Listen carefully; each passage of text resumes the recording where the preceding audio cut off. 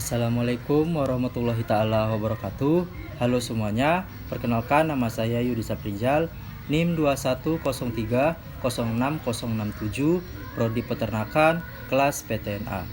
Adapun tujuan saya di sini membuat video ingin menjawab beberapa pertanyaan dari mata kuliah praktikum biokimia, yang mana tentang struktur dan komponen enzim beserta fungsinya dan pengertiannya, dengan dosen pengampu yaitu Ibu Tati Pidianasari, SPT, MP. Baiklah, di sini berikut ini adalah penjelasan mengenai struktur dan komponen enzim beserta fungsi dan pengertiannya. Baiklah, adapun pertanyaan yang pertama yaitu jelaskan struktur molekul dari enzim dan berikan contohnya. Di sini saya ada skema yang mana di sini ada enzim atau holoenzim yang terbagi menjadi dua, yaitu ada apoenzim dan kofaktor. Apoenzim ini disebut juga dengan apoprotein. Apoenzim merupakan bagian protein dari enzim yang bertindak sebagai tempat melekatnya substrat. Apoenzim ini juga bersifat termolabil atau peka terhadap suhu tinggi dan berfungsi menentukan kekhususan dari enzim. Apoenzim sangat menentukan fungsi biokatalisator dari enzim. Bagian ini akan rusak pada suhu terlampau panas atau bersifat termolabil. Apoenzim memiliki sisi yang berhubungan langsung dengan substrat, yakni sisi aktif dan sisi allosterik. Sisi aktif pada apoenzim merupakan sisi yang berkaitan dengan substrat atau zat yang akan dijadikan produk. Bagian ini mengikat molekul substrat sehingga terjadilah proses katalis. Sementara sisi allosterik pada apoenzim merupakan sisi yang berkaitan dengan kofaktor. Sisi ini dapat dipengaruhi oleh inhibitor non-kompetitif yang berstruktur sama dengan kofaktor. Baiklah, di sini ada yang kedua yaitu ada kofaktor. Kofaktor yaitu komponen enzim lainnya yaitu adalah kofaktor. Kofaktor merupakan komponen enzim yang bukan protein, tidak seperti apoenzim. Sifat kofaktor pada enzim dapat mengubah-ubah bentuk sisi aktif sehingga dapat ditempeli oleh substrat tertentu. Kofaktor memiliki dua komponen utama, yakni koenzim dan gugus prostetik. Perbedaan koenzim dan gugus prostetik berdasarkan bentuk ikatan antara senyawa organik dengan enzim. Koenzim merupakan kofaktor, senyawa organik yang berikatan secara non-kovalen dengan enzim. Sifat-sifat koenzim antara lain yaitu tahan panas, terus mengandung ribose dan fosfat, kemudian larut di dalam air dan bisa bersatu dengan apoenzim untuk membentuk holoenzim atau enzim. Contoh vitaminnya itu ada vitamin F, A, D.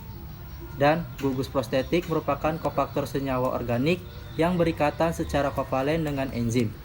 Gugus prostetik dapat berupa senyawa organik tertentu, vitamin atau ion logam.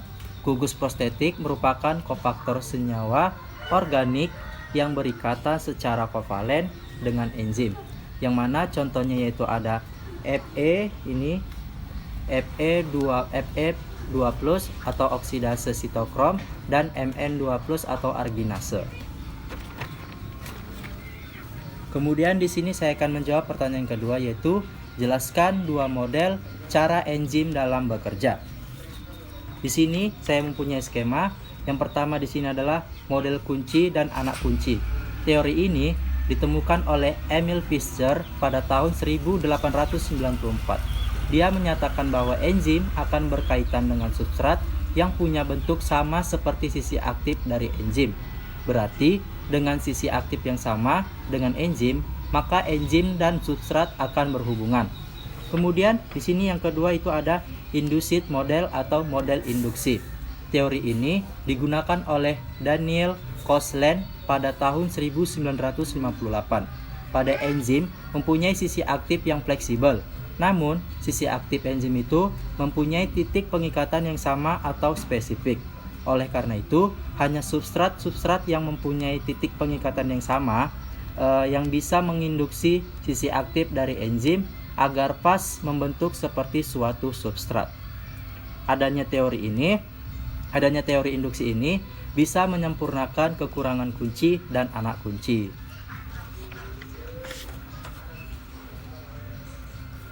Oke, lanjut ke pertanyaan yang ketiga, yaitu jelaskan klasifikasi enzim secara internasional dan berikan contohnya.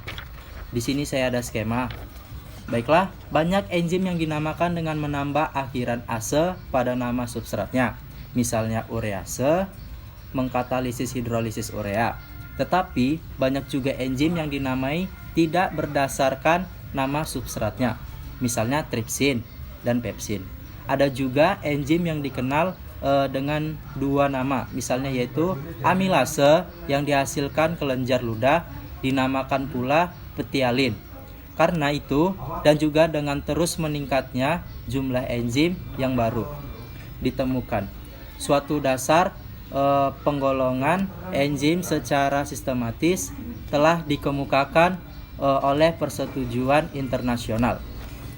Sistem ini menempatkan semua enzim ke dalam 6 kelas utama, masing-masing dengan subkelas, berdasarkan atas jenis reaksi yang dikatalisisnya.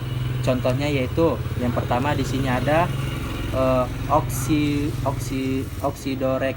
oksidoreduktase, yaitu tipe reaksinya transfer elektron, contohnya yaitu alkohol. Kemudian di sini ada transferase, yaitu tipe reaksi transfer gugus, fungsinya itu contohnya heksosinase. Kemudian hidrolase, yaitu enzim yang berperan dalam proses pemecahan ikatan suatu molekul dengan bantuan air atau hidrolisis. Contohnya yaitu ada amilase dan lipase. Kemudian yang keempat di sini ada liase, yang merupakan enzim yang berperan dalam memindahkan dan menambahkan ikatan C N atau CO, kemudian CC dan CS dari substrat tanpa proses hidrolisis. Contohnya itu adalah piruvat atau dekarboksilase. Kemudian yang kelima ada isomerase, yaitu adalah enzim yang berperan dalam menyusun kembali suatu molekul karena adanya isomerasi dalam molekul. Contohnya itu adalah enzim isomerase dan mutuase.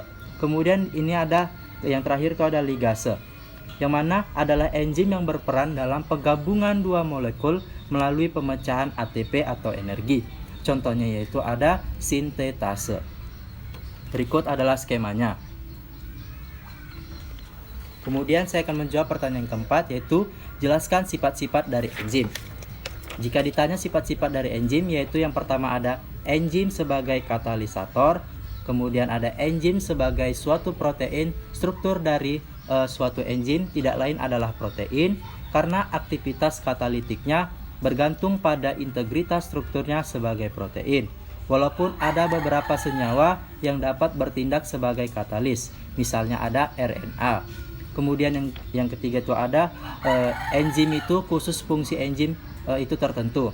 Tiap perubahan zat tertentu diperlukan suatu jenis enzim tertentu pula. Misalnya enzim katalase hanya digunakan untuk menguraikan H2O2. Amilase hanya untuk mengkatalisis amilum sebagai substratnya. Kemudian yang keempat yaitu ada enzim, ada yang bisa bekerja bolak-balik. Beberapa enzim kerjanya dapat bolak-balik. Misalnya enzim lipase yang dapat bekerja untuk mengkatalisis molekul lemak menjadi komponen penyusunnya, yaitu asam lemak dan gliserol. Ataupun sebaliknya, yaitu menyusun lemak dari komponennya. Berikut ini adalah skema dari sifat-sifat enzim. Baiklah, lanjut ke soal nomor 5, yaitu jelaskan bagaimanakah katalisator dalam bekerja. Suatu reaksi kimia dapat terjadi jika molekul yang terlibat memiliki cukup energi internal untuk membawanya ke puncak bukit energi menuju bentuk reaktif yang disebut tahap transisi. Energi aktivasi suatu reaksi itu adalah jumlah dalam kalori yang diperlukan untuk membawa semua molekul pada 1 mol senyawa pada suhu tertentu. pada suhu tertentu, menuju tingkat transisi pada puncak batas energi, yang mana suatu reaksi kimia dapat dipercepat dengan dua cara. Yang pertama yaitu meningkatkan suhu, dan yang kedua yaitu dengan memberinya katalis. Berikut ini adalah skema dari contoh dari nomor soal 5. Lanjut ke soal nomor 6, yaitu jelaskan faktor apa saja yang dapat mempengaruhi kerja enzim dan berikan contohnya. Baiklah, jika ditanya faktor apa saja, yaitu yang pertama ada suhu, di mana suhu kerja enzim ini sangat dipengaruhi oleh suhu lingkungannya. Setiap kenaikan suhu 10 derajat Celcius, kecepatan enzim akan menjadi 2 kali lipat sampai batas suhu tertentu. Enzim dan protein pada umumnya itu dinonaktifkan oleh suhu tinggi. Kemudian yang kedua di sini ada pH, yang mana semua enzim peka terhadap perubahan pH dan nonaktif pada lingkungan pH yang sangat rendah atau asam kuat dan pH tinggi atau basa kuat. Contoh dari ini yaitu enzim pepsin yang memiliki pH optimum 2, sedangkan enzim tripsin yang memiliki pH optimum 8,5.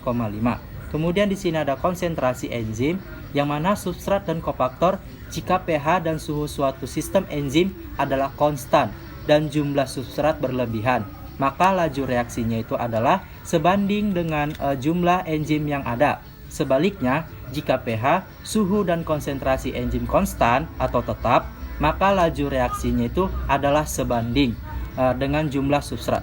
Kemudian yang di sini ada terakhir itu adalah inhibitor. Nah, aktivitas suatu enzim dapat dihambat oleh suatu senyawa yang dikenal sebagai inhibitor. Inhibitor itu digolongkan menjadi dua jenis, yaitu dua jenis utama, yaitu yang pertama yang bekerja secara tidak dapat balik atau irreversible, dan yang bekerja secara dapat balik-balik atau reversible. Berikut ini skema dari soal nomor 6. Baiklah, adapun pertanyaan yang terakhir atau pertanyaan yang ketujuh, yaitu jelaskan bagaimana mekanisme dari feedback inhibition dapat terjadi.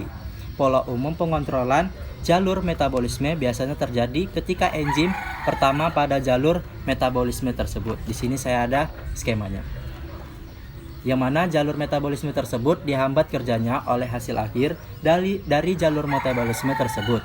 Penghambatan ini biasanya dinamakan dengan feedback inhibition.